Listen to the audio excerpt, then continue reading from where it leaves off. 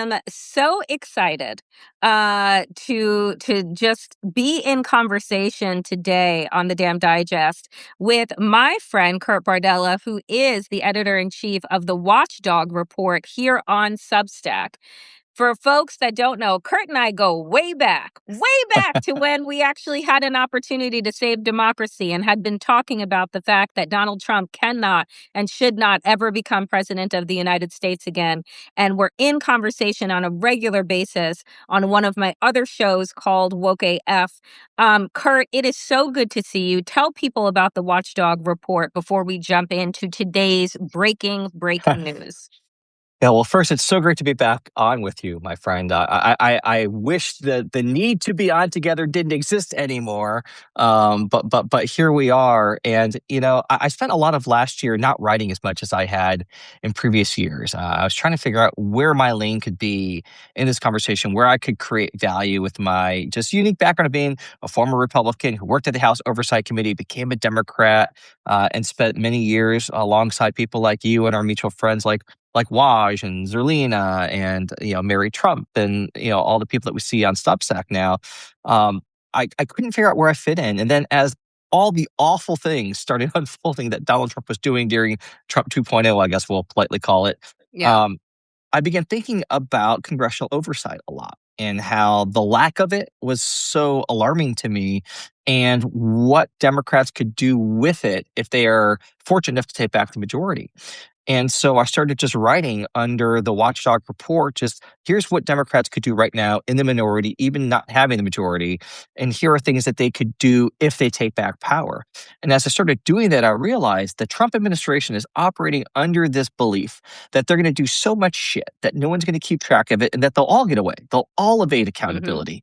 And so there needs to be a place that is every single week keeping a tally of all the corrupt wrongdoing, mismanagement, waste, fraud, abuse, cronyism, grifting that every actor within the Trump administration is participating in.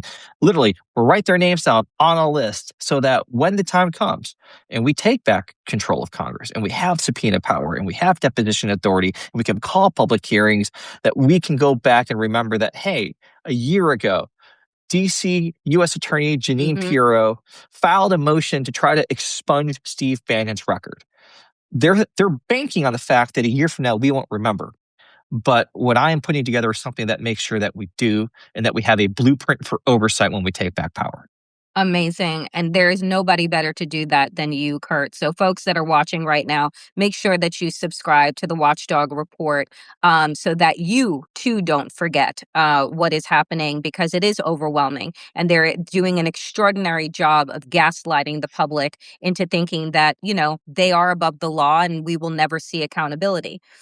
So speaking of accountability, everybody woke up to the news this morning that former Prince Andrew, the man now known as Prince Mountbatten Windsor, formerly Prince Andrew, has been arrested. And this comes on the heels of the last drop about 2 weeks ago of the 3 million files in the Epstein catalog of disgusting, depraved behavior. And I mean, we saw pictures of Andrew that are horrific. But what it's saying right now about this arrest is that he is being looked into for possibly having traded secrets while he was in public office to Jeffrey Epstein, right? And that's what I find. So one, I want to acknowledge that this would have never happened. We would have never gotten to this point had it not be for the courage of Virginia Giuffre, who had been, while she was alive, every single day working to get Andrew held accountable for her rape over the course of many, many years. So without her book, we would not be at this place. But I want to get your initial reactions to this arrest and its stark contrast to what is happening in the United States right now as it pertains to the Epstein files. Well, and that's really what it is. It's this contrast. On one hand, we have an attorney general who was asked point blank in front of the House Judiciary Committee the other day, How many people who are part of the Epstein files have you indicted? How many are you currently investigating? She couldn't give an answer. Versus what we're seeing all around the globe right now, that there is a reckoning happening, that these people in power who knew about, participated in, covered up, protected the Epstein class are being held accountable. And if a member of the royal family Mm-hmm. can be hauled off and arrested, then nobody should be off limits across the board. And so, justice for Epstein survivors means exposing the totality of all the rich white men who knew about, participated in, and protected, and then seeing them actually being brought to justice in some way for their crimes. And what they did was criminal. And if along the way they were compromised or Mm-hmm. blackmailed and committed some form of treason against their country, well, they should be held accountable for that too. And that should extend all the way to the United States of America. We hold ourselves up to be this beacon of democracy and rule of law, and that people should follow our example. We have zero moral authority to tell any other nation how they should be conducting their business if we aren't willing to hold those people in power right here on our shores accountable for what they've done. It's so interesting that you say that too, just the moral horse, the moral high horse that America has been on, because yesterday on the Danielle Moody show, I played a clip that had gone viral of Wang Guan, a reporter for CNTV, who basically in a 3-minute did a 3-minute takedown of the Chinese perspective of the audacity of America to provide report cards for other countries on human rights violations, and looking at what is happening with regard to the with the Epstein files and the Epstein cover up. He said, how does America have the audacity ever to try and wag a finger of disappointment and condemn other nations on human rights violations, and look at what your country is doing right now? It was exquisite, and I tell everyone that they should watch it, because it is one of those moments, I think, for us, you and I who worked on Capitol Hill, you and I who both believed, in this idea that the American project is furthered by people who are committed to justice and integrity. And to watch this country right now, so many years removed from my time on the Hill and my time in Washington, D.C., I got to tell you, I am still heartbroken. It still breaks my heart that we are sitting here and watching an obvious criminal enterprise Mhm. unfold at the seat of the White House. Like, it is just extraordinary that from France to Switzerland to the UK and other countries are all opening up investigations based on the amount of times that their nationals have been named in the Epstein files. Mhm. Donald Trump is into the tens of thousands, if not millions, and it's like much to do about nothing. To the point, I want to get your thoughts on this. Jesse Waters over on Fox yesterday, on his show, what is it called? The Five or the Five, like Yeah. that show, said, I'd never seen such a obscene take on this moment, where he talked about Jeffrey Epstein being nothing more than a sex rabbi that was offering girls to people who wanted them. He said that, Kurt, and I want to get your reaction, because again, Fox has been a gaslighting Republican Trump machine for over a decade now. But the normalization that they are doing and that their personalities are doing with regard to child rape is Mhm. absolutely, like, extraordinary. Well, and it reminds me of the number one draft pick that Donald Trump had in mind to be the nation's top law enforcement officer was Matt Gaetz, who was found to have solicited underage sex with underage girls. That's who he wanted to be the top law enforcement officer. And as this stuff has come out about Epstein, that makes me go, gee, I wonder why that was, that you wanted Mm-hmm. someone with that reputation and who had conducted those types of activities to be the person that would be overseeing the release of the Epstein files. When I look at what people like Jesse do on Fox every day, and there's so many layers to this. There's this layer of misogyny and sexism, that women exist for the sole pleasure of men, Hmm. that women can be so easily discarded, and that they're asking for it, or why are they in that position? This victim mentality of blaming the victims that people like Jesse and Fox have. There's the overarching belief that, well, if it happened to a woman, it's not as bad for some reason.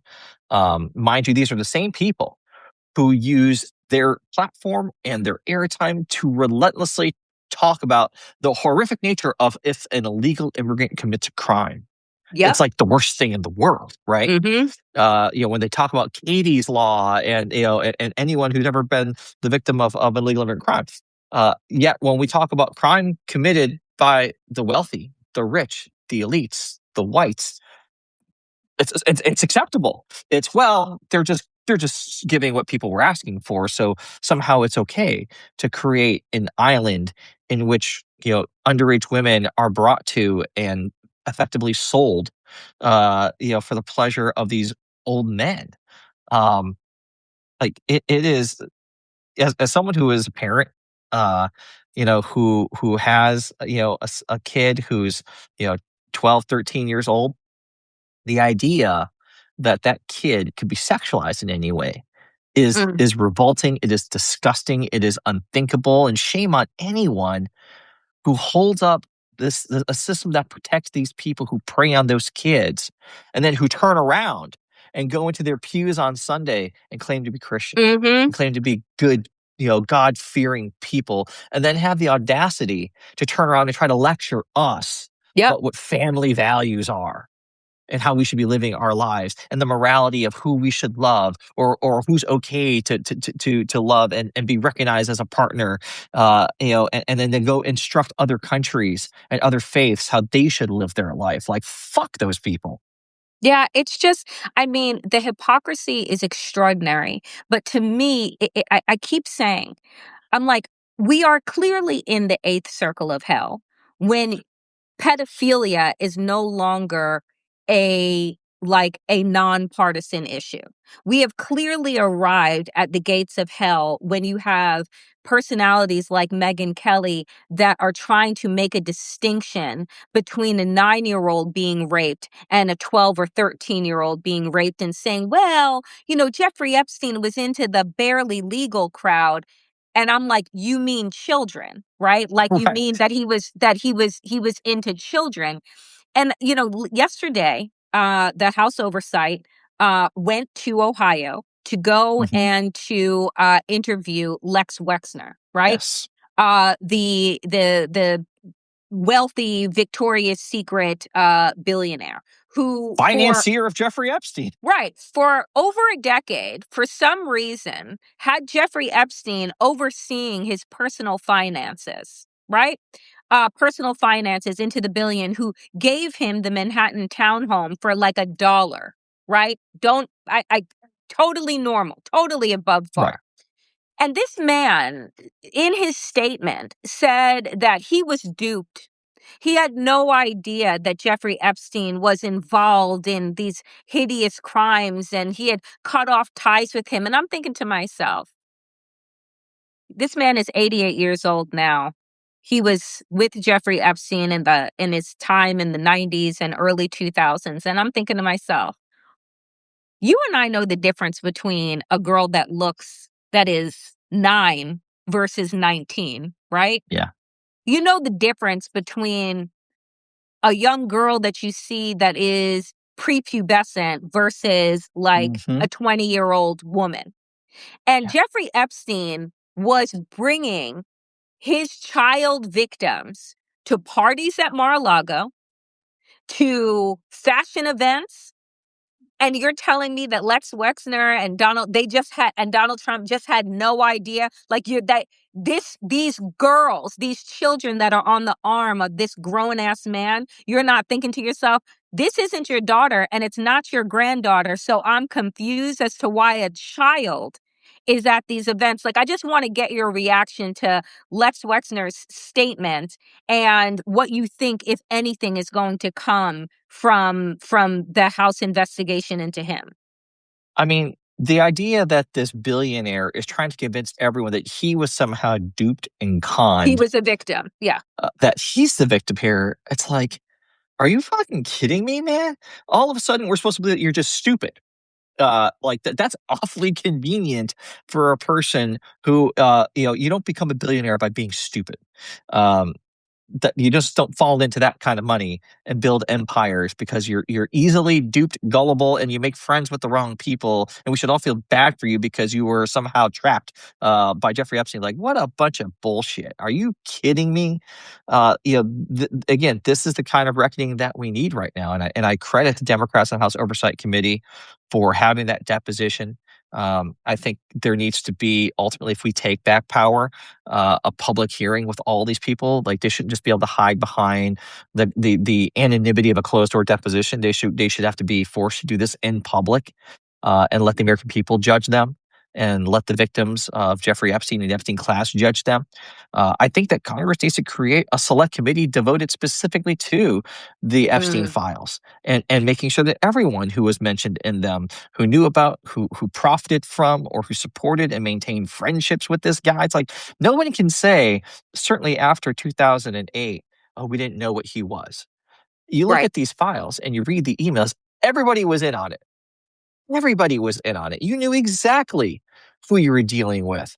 And for those who stayed friends with him and interacted with him, and for people like Howard Lutnick, who still went to his island, I don't give a shit if it was for lunch or for just cruising on by or for coffee. It's like, what are you doing?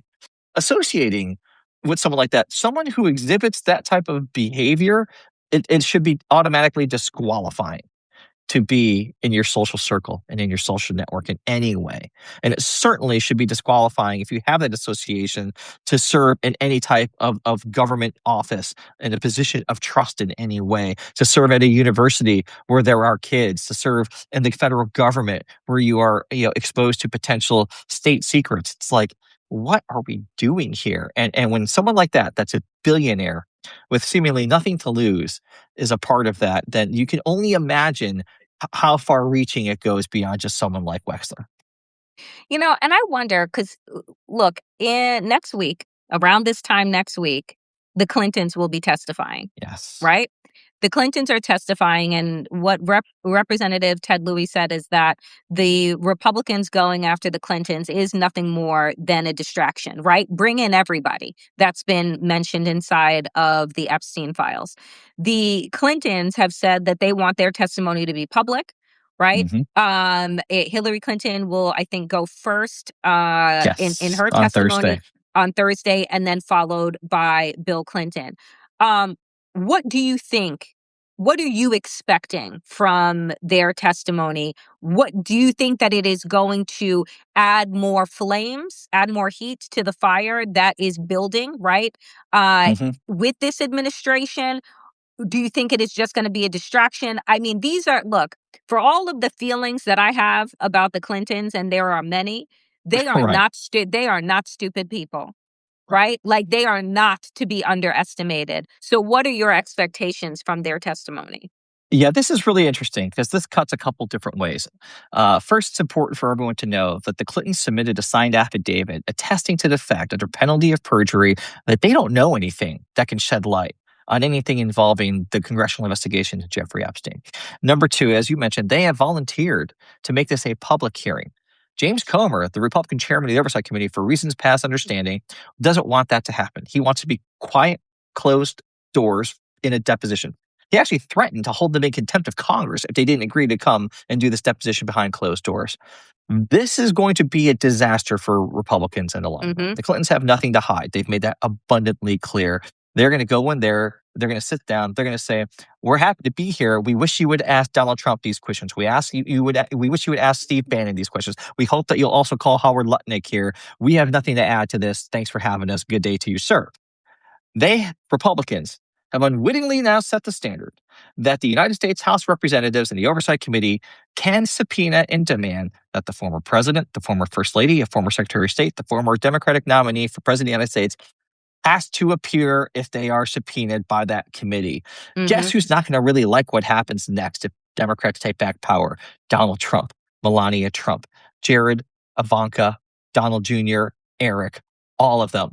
The gloves are off. Nobody is off limits. It is congressional precedent now, and they have their Republican friends to thank for opening up this Pandora's box. Because I can assure you that when Democrats take back Congress, Chairman Garcia, Chairman Jamie Raskin will be issuing these subpoenas to every single person who has any touch point to this administration who appears in that, and that includes Donald Trump. So let me talk. Let's talk about this for a moment, right? Because I think you and I may have differing opinions on the possibility of midterms in November. One, everybody who listens to me knows that I do not believe that we are going to have a free and fair election. I do That is believe correct. that Donald Trump is absolutely escalating war in Iran so that it can be a distraction from midterms, and that he can declare, well, we can't possibly have them because now we're in war, right? There are so many things that are showing signs of that. On top of which, Meta announced yesterday that they are putting $65 million into midterms. Palantir, right, the military Yeah. surveillance system, is putting over $100 million into midterms. Microsoft is also putting millions of dollars into midterms. They have their AI initiatives. They don't want regulation, but they also want to hold on to their government contracts, which they have right now in spades with the Trump administration.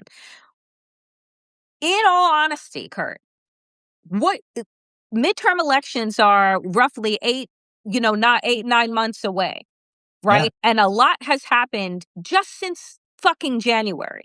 Do Oh, you yeah. what are your feelings truly about the possibility that Democrats even get the opportunity, even to take back power, even though the polls right now are saying, and if we were living in normal times, which we left about 10 years ago, then this would be a thing, right? Like it would Right. be it would be almost inevitable. But that's not the time that we're living in, and we're living with people that they actually become more dangerous the more tested that they are. So Right. what are your thoughts about the road to midterms and if we actually have them?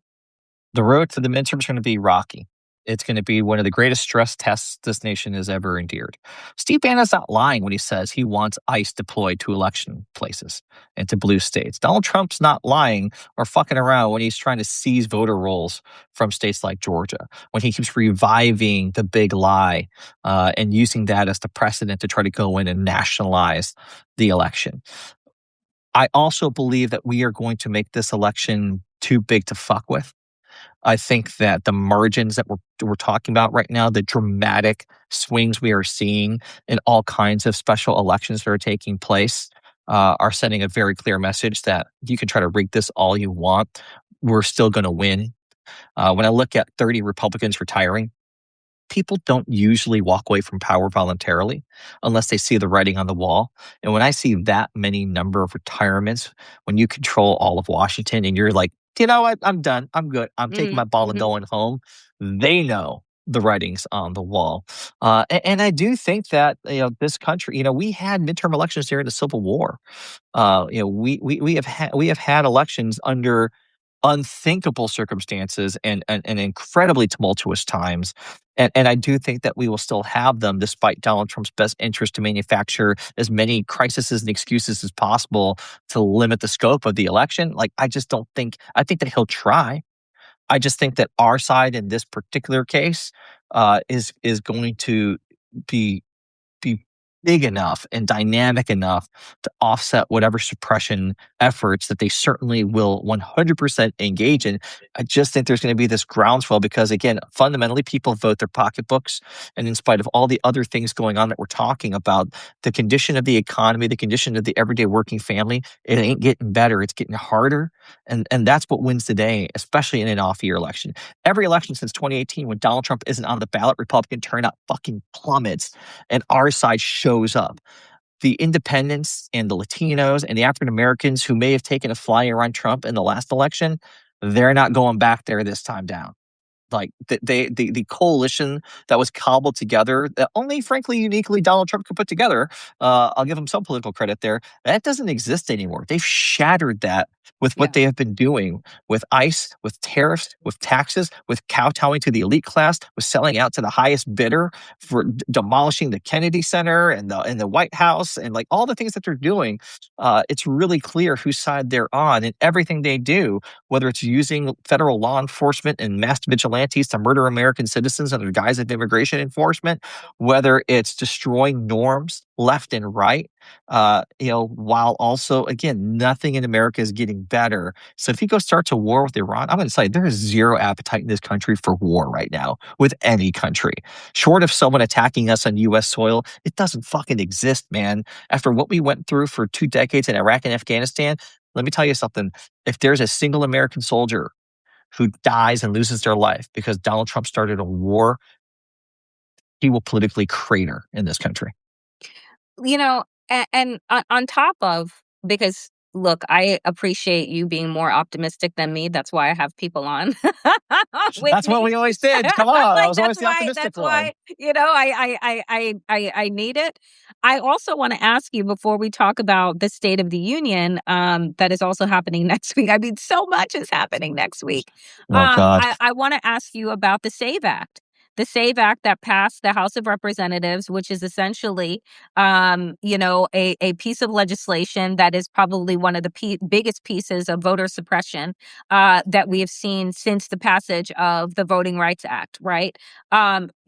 If you will, give people a little background about the SAVE Act. It passed the House, and there's a possibility that there will be a major filibuster in the Senate, so that it does not pass in the Senate. But talk to us about that and how you feel that that also will play a part in midterms. Yeah, when you think about the largest constituency of voters in America, it's women. And women are the ones who get hurt the most by the SAVE Act because most women who get married, their married name does not match their birth certificate, does not maybe match their passport or their most recent ID. Under the SAVE Act, wouldn't be allowed to vote. That's a whole lot of people that are disenfranchised overnight. And I can tell you, when you look at a lot of the communities that are on top of a lot of the women's groups, and even divorced women are also incredibly impacted by this. It is single-handedly one of the large pieces of voter suppression that we've ever seen passed by the House of Representatives. For anyone who wonders who they're trying to silence, again, somehow the men who participate in Epstein, they get to vote, but the women, Right. you Yep. don't anymore. If anything, it's taking out the broad message that if you are a woman, you get married, don't change your name. Because let me I was tell you gonna, something. yeah, yep, It's yep, like this idea that we should take the man's name. Fuck that. Like, yep. don't do it. I'm hopeful that in the Senate, the Democrats will hold the line there and ensure that they don't get the 60 they need. Because frankly, I would be willing to shut down the government forever just over that issue alone. Yeah. And here's the thing too, is that it's almost, I believe that if by some miracle, right, if by the will of the people, in connection with a miracle, Democrats are able to take back the House, and even the Senate is potentially in play, Yeah, it it is will in play. not it will not be because of the mounted opposition by this party. And Right. like, and that to me that says a whole lot, because when you look at how Jeffries and Schumer and other establishment corporatized Democrats poll, they poll very low, right? The people have been thirsty, begging for the last 10 years for a clear and responsive resistance. That is not who this party is. And so I wonder if, if against all odds, they actually get the House and they get the Senate, do we actually think that then all of a sudden they wipe the sleep out of their eyes and straighten up their backs and reinstitute a backbone and actually go after the criminal enterprise that is this administration? Well, and this is why, frankly, this is exactly why I started the Watchdog Report. When I worked in Congress for Republicans at the Oversight Committee, it was when we went from the minority to the majority. And we realized very early on that we're not going to be passing a whole bunch of legislation. We got an opposition president who would veto anything anyway. We're not in the policymaking business anymore. We are in the communications business. And so we crafted an oversight agenda that was designed to, one, unite our party, despite, because there was a shit ton of fractures at that time. There was the Tea Party, there was the establishment, there was all this tension. But the one area that we found common ground was the oversight agenda. And we knew that at the very least, we could give our voters a return on their investment for putting us in power by having investigations, by showing them every day that we were using the power that we were given in the way that we promised we would. I think for Democrats now, this is what you're going to have to do. You're not going to have a majority to pass shit. President Trump ain't going to sign your stuff into law. We ain't going to have 60 votes in the Senate. What you can do, though, is show the people who put you in power that you are willing to reassert yourself as a co-equal branch of government, restore checks and balances, and hold people accountable who have been grifting off the American taxpayers for the last decade.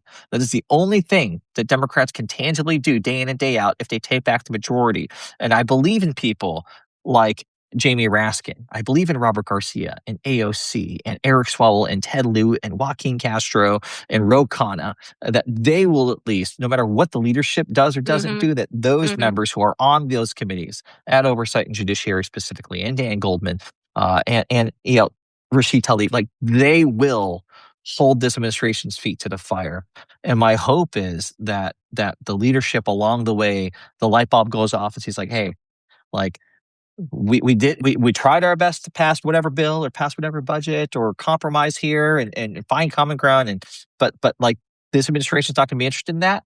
So the one place where we can gain ground is with that oversight agenda. And it's like I think that Democrats should go all in on oversight and congressional investigations, because I think that the American people, they need that level of accountability. They need to see their leaders fighting for them, fighting for actual justice. It's not enough to go after Christine Holm or Stephen Miller. Like, I want them to have a hearing where they haul every single ICE agent that was caught on tape abusing their power, using let us unmask those agents and make them stand trial before the American people for what they have done. Like, that's the level of accountability I'm looking for. And I just wonder if this Democratic Party, honestly, has the appetite for it, given the fact that, I mean, let's look at next week. We're going to have the State of the Union. My humble opinion, I would love for not one Democrat to show up at the State of the Union. Yes. I would love for every single Democrat to participate in a counter State of the Union on the steps of the Capitol and actually bring to the American people, whether it be the victims of the Epstein files, the victims of ICE, and actually talk about what their agenda is going to be, because I would rather see that than the normalization of this crime syndicate that is Donald Trump and this regime. And so there are some that are saying that they're not going. It's like a handful. Hakeem Jeffries, once again, super lackluster. I could say a lot more things, but I'm not going to. Who has said, don't protest, just sit there sternly in your seat. I mean, useless. What are your thoughts about how Democrats will use or won't use this moment? And what do you think, if anything, of actual sense that we will hear from Donald Trump? Because I'm pretty sure he's going to go off on some fucking wild ass tangents that will have made his past State of the Unions look like child's play. Donald Trump's State of the Union address will be designed to troll any Democrat who's dumb enough to sit in that room. It is a tactical buffoonery to think that Democrats' best play is to sit there in an audience while Donald Trump lies and gaslights the American people. And that somehow just the act of holding up a sign or jeering like you're at a baseball game is going to offset that in any way. It's idiotic to think that. What Democrats need to do is, en masse, not attend the State of the Union. They need to congregate on the National Mall.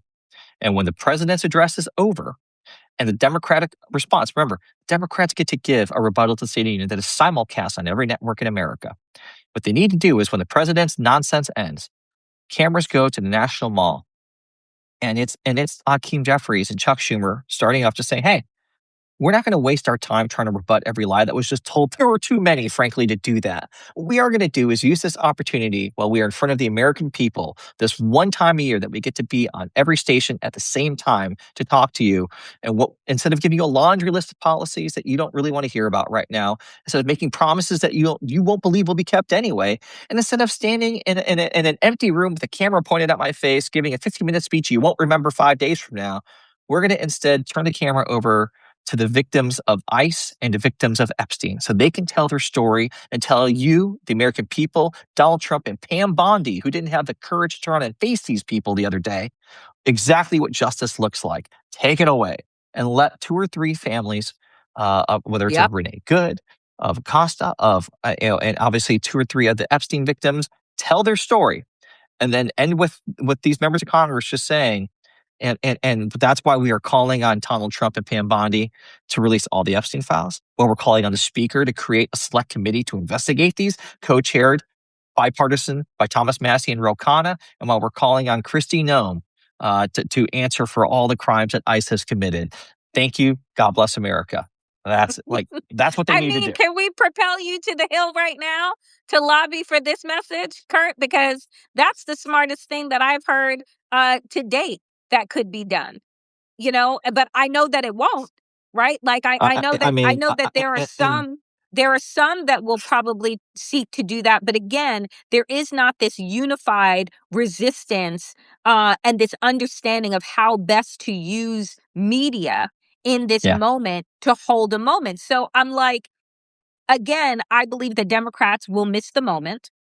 And I'm just wondering if you think that by them potentially missing the moment and not taking your very clear, thoughtful advice, um, does that squelch any momentum that is building up organically by the people, um, to push this effort of taking back Congress? Um, I find it to be personally incredibly demoralizing when I see Democrat leadership act like it's business as usual, as if nothing has changed over the last 10 years, as if nothing has changed since January, and that the way to protest is to just sit there silently and nod along respectfully. Um, if that is what you think needs to happen, you have no fucking business being leader of any party. Please go home and do something else for a fucking living. My God, I can't tolerate it. We have people who are literally dying, Yep. exercising their First Amendment rights, Yep. who are showing more guts and fortitude than the suits in Congress. Like, it can't be that way. You can't ask people to show up for you in November if you're not willing to show up for them right now when it matters, and show them a different way. And if you can't do that, like, you're not the leader of anything, and you sure as fuck won't be the speaker of anything.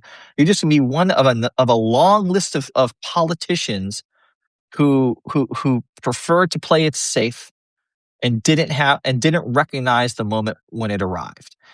My hope is that on that night, I know that there are some really meaningful, uh, you know, people like us, frankly, if we're going to be out there, whether it's at the National Mall or at the National Press Gallery, because of groups like Defiance and Midas Touch and MoveOn.org, who are congregating and building that Democrat community of activists and news influencers and new media who are going to be out there from 8:30 p.m. on, having these conversations. I know folks from Joy Reid to Katie Fang to Wash to you to me, we're all going to be out there showing a different way, because if this Yeah. leaders can't do it, then we'll do it for them.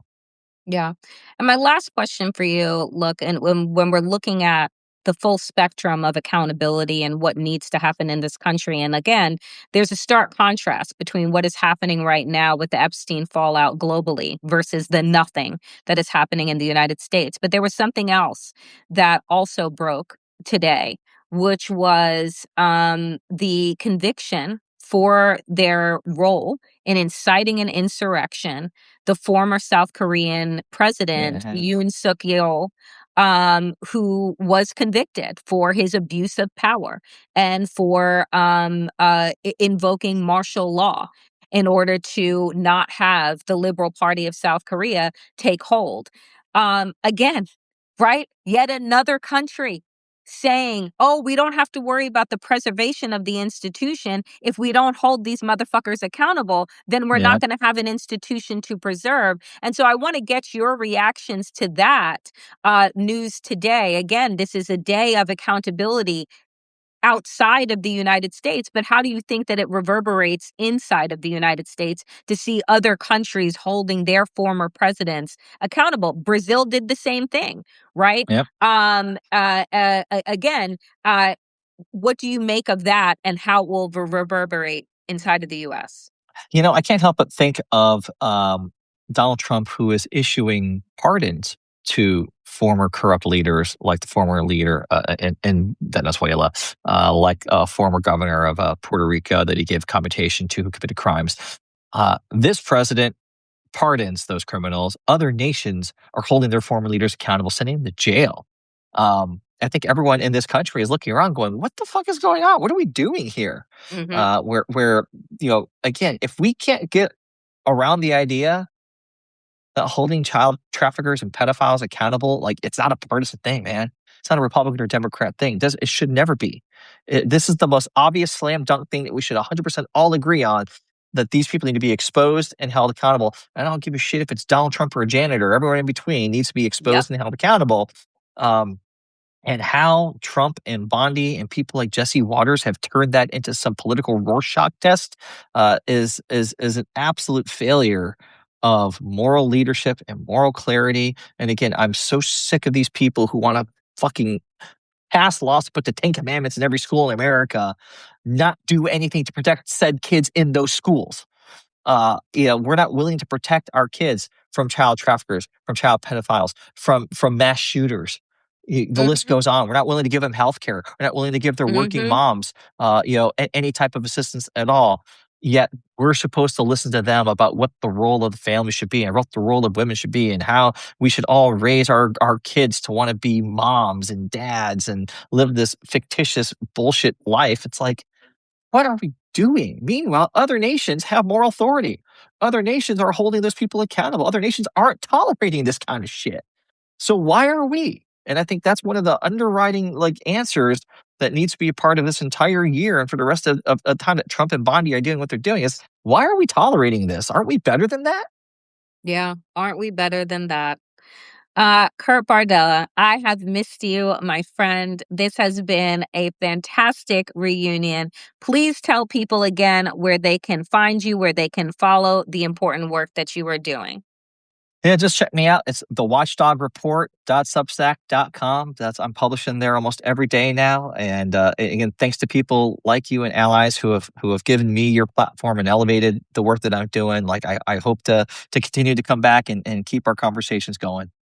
Appreciate you, my friend. Folks, check out the Watchdog Report. Follow Kurt Bardella. If you are not a subscriber to the Damn Digest, you know that all of my content is absolutely and completely free. But if you have the ability to become a paid subscriber, do consider doing so and support independent media. Kurt, my friend, be Yes. well, and we will talk again soon. Thanks, folks, for watching.